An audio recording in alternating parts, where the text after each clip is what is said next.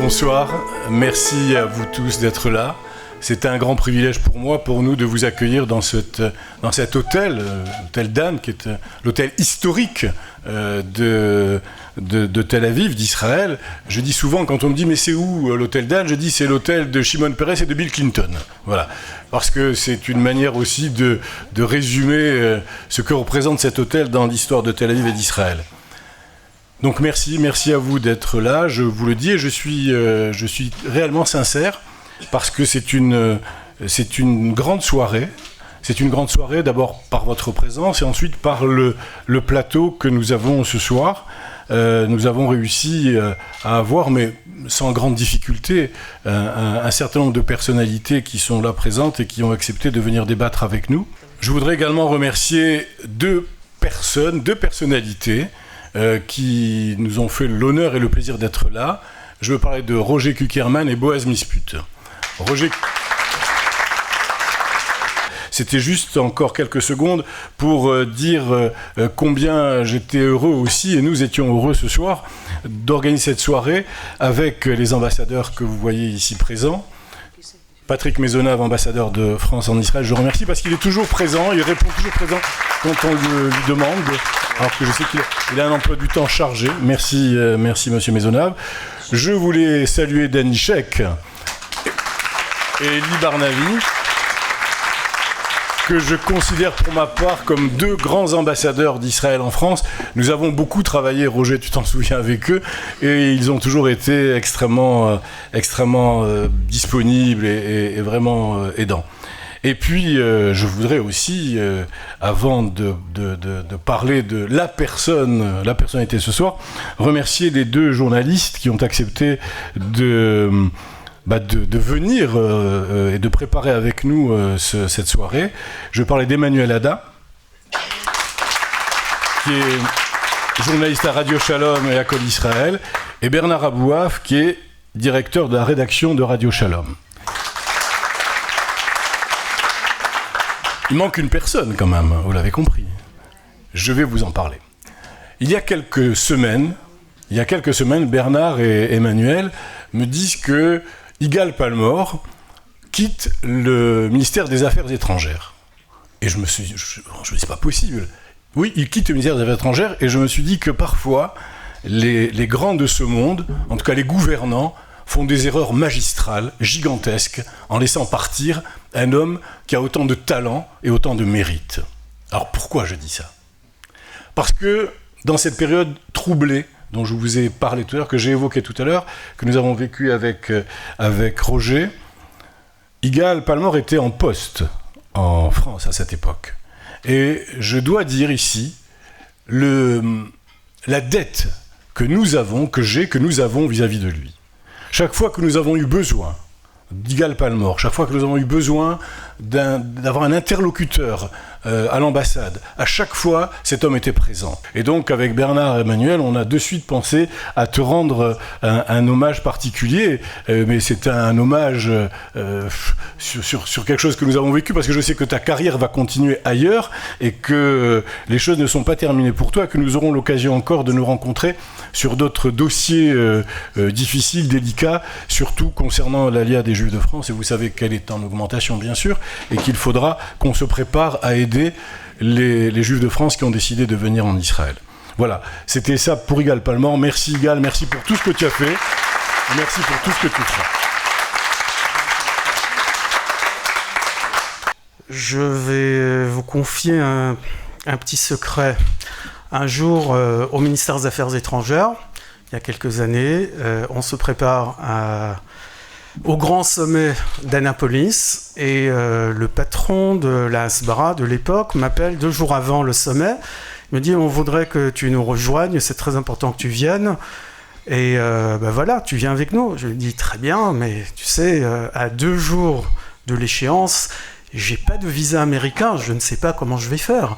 Et il me dit « mais c'est pas grave, tu viens avec ton passeport français ».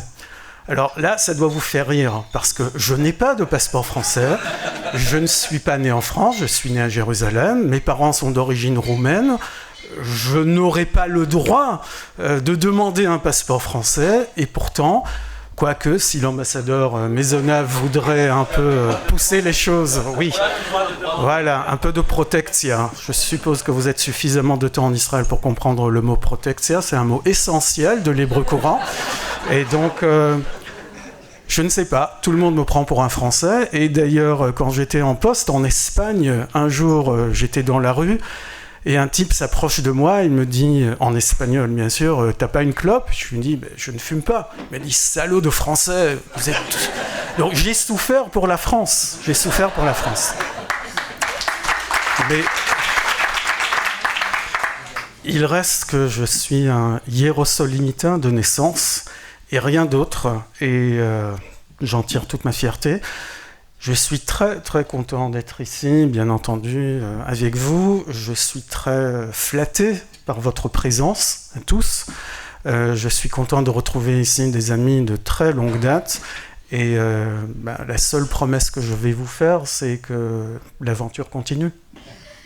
Bonsoir à tous. Alors oui, une question pas facile que je vais poser tout d'abord à Danishek. Danishek, puisqu'on a décidé avec Bernard de prendre les ambassadeurs par la chronologie. Hein. Et Danishek, alors les attentats, après les attentats qui ont eu lieu en France, l'attentat aujourd'hui à Tel Aviv, est-ce que vous pensez que la France et Israël se trouvent actuellement dans le même bateau ? Et comment vous voyez, avec votre expérience d'ambassadeur, comment vous voyez les choses ? Avant de répondre à votre question, Emmanuel, je veux dire 2 mots pour Yigal. J'ai été moi aussi, comme lui, porte-parole du ministère des Affaires étrangères. Contrairement à lui, je n'ai tenu que 3 ans et j'ai jeté l'éponge. Enfin, je suis parti à San Francisco, c'est à peu près jeter l'éponge. Et je dois vous dire que c'est un job extrêmement difficile, fascinant. Vous n'êtes pas le porte-parole d'un ministère ni d'un ministre, vous êtes en fait le porte-parole d'un pays. Vous dirigez une boîte de communication qui n'a qu'un seul client, mais il est très grand, il est très capricieux, il est très insoumis, il est très imprévisible, il est très indiscipliné et il est très ingrat. Mais, et il y a le grand mais, si, comme je le suis et comme je sais que Yigal l'est, vous êtes dévoué à ce pays et que vous croyez que ce que fait la diplomatie israélienne a une valeur, il n'y a pas un meilleur poste pour se sentir en position de faire des choses, de changer des choses, de dire des choses importantes, de parler à un public mondial qui vous écoute. Et je dois dire, comme certains l'ont dit déjà aujourd'hui, Yigal l'a fait avec bravoure. Nous avons travaillé pendant une certaine période ensemble. C'était toujours un bonheur. C'est quelqu'un qui est intelligent, qui a du sens de l'humour, qui prend son travail très au sérieux, mais pas soi-même, pas trop. Et je vais dire quelque chose que peut-être personne d'autre dans cette salle ne peut dire. Le ministère des Affaires étrangères a raté un grand ambassadeur d'Israël en France. Moi, je ne pense pas qu'il a fallu des attentats terroristes en France, certainement pas en Israël, pour qu'Israël et la France se retrouvent dans le même bateau. Et du même côté de cette bataille contre l'extrémisme, contre la violence, contre l'antidémocratie, nous sommes alliés dans cette bataille depuis longtemps. Et même si sur de nombreux sujets, nous sommes en désaccord profond, nous, je veux dire le gouvernement français et le gouvernement israélien actuel, ça n'a pas toujours été le cas, mais entre les deux gouvernements, il peut y avoir des différends. Je pense que sur cette question-là, il y a toujours eu une compréhension française pour la souffrance israélienne face à la violence, un engagement continu de la France pour la sécurité d'Israël. Et je pense qu'il est superflu en tant qu'Israélien, et j'ai entendu des voix de ce genre pendant les derniers jours dire « Ah, enfin, ils vont comprendre ce que nous vivons ici depuis toujours ». Je pense que c'est d'abord indélicat de le mettre de cette manière, et puis ce n'est vraiment pas nécessaire. Et si quelqu'un pense que, en souffrant des victimes françaises, la France va avoir plus de compréhension pour les positions israéliennes en matière de l'avenir des territoires, des relations avec les Palestiniens, je crains qu'ils vont être déçus. Et je crains que c'est un espoir qui ne se réalisera pas et qui n'est pas nécessaire. Je pense qu'il faut éloigner la question du combat contre l'islam radical, militant, agressif, violent, de la question de l'avenir des territoires, de l'avenir de nos relations avec les Palestiniens. C'est quelque chose qui doit nous préoccuper à nous et qui ne doit pas être matière à, disons, pression ou encouragement du côté du gouvernement français. Alors, Elie Barnavi, on a connu les accords d'Oslo que vous avez soutenus. On est aujourd'hui à l'époque des accords unilatéraux. Donc on a vu les Palestiniens se tourner vers différentes instances internationales, le dernier en date étant le CPI. Est-ce que vous qui avez soutenu ces accords, est-ce que vous avez l'impression que ces accords sont morts? Je pense que la tare principale, le défaut originel du processus d'Oslo a été double. D'abord, il a été enclenché et conclu, enfin signé, sans que le but final soit déterminé, soit fixé. Moi, je dis toujours qu'on a pris à ce moment-là un train sans savoir où il allait, vers quelle station nous dirigeons-nous. Et le deuxième défaut de ce processus a été qu'il a manqué cruellement de mécanismes de contrôle extérieur. C'est-à-dire qu'on a laissé faire les partis. Et en laissant faire les partis, on a invité les extrémistes à dicter l'ordre des choses.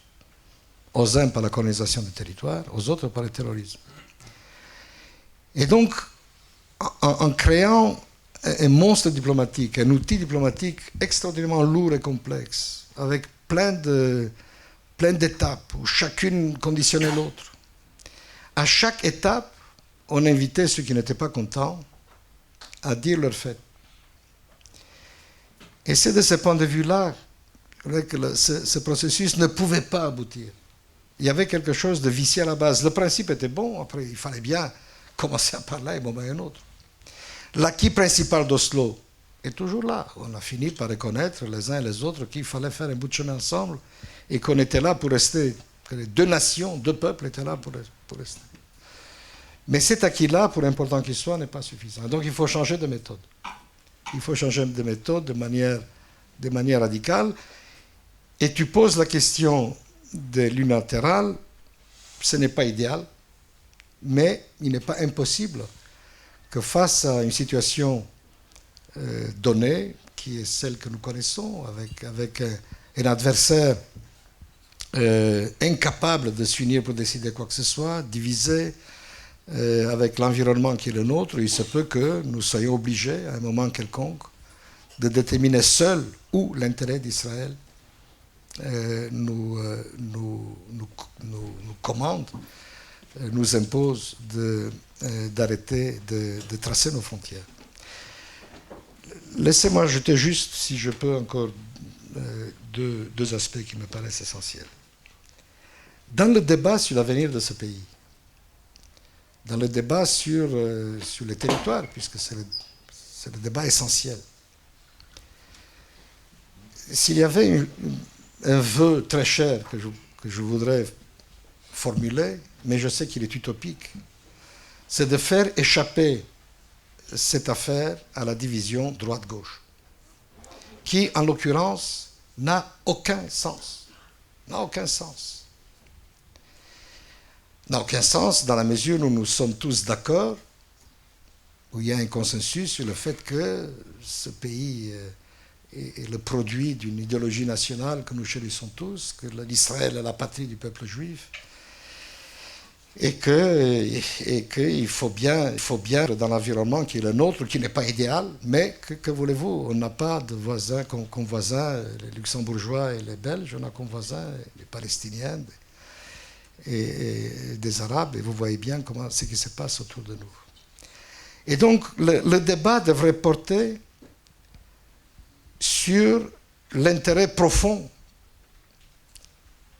à long terme de l'État d'Israël. Et au lieu qu'il porte sur cela, on se jette à la figure des accusations idéologiques qui n'ont aucun sens. Il y a un débat droite-gauche sur ce qui se passe dans les territoires, sur le visage de la société israélienne, sur beaucoup de choses. Mais de savoir quelle est la meilleure façon de mettre un terme au conflit israélo-palestinien, il ne devrait pas y avoir de débat droite-gauche. Il devrait y avoir un vrai débat sécuritaire, diplomatique, international, que sais-je.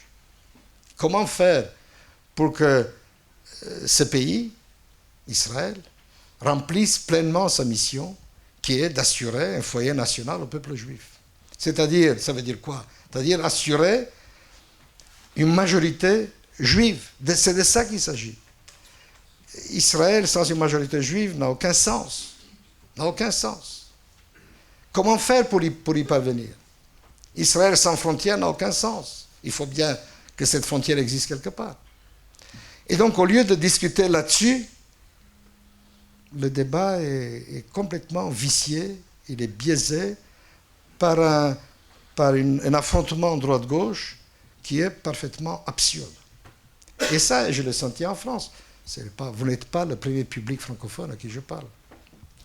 Et je me souviens, lorsque le CRIF m'a gentiment organisé un déjeuner d'adieu, Meir Habib, que vous connaissez peut-être, et qui n'est pas précisément un gauchiste, il m'a pris par les épaules, il m'a dit, je dois vous dire, je vais vous faire un aveu, on se méfiait beaucoup de vous. On savait que vous étiez un gauchiste. Eh bien, nous regrettons de vous voir partir. Ça en fait plaisir, venant de lui. Gauchiste, moi? Moi aussi, il a fait ce coup. Mais parce que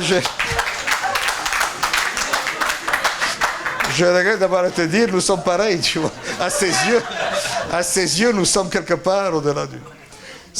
Et tout ça, c'était mon combat, c'est d'expliquer aux Juifs de France que la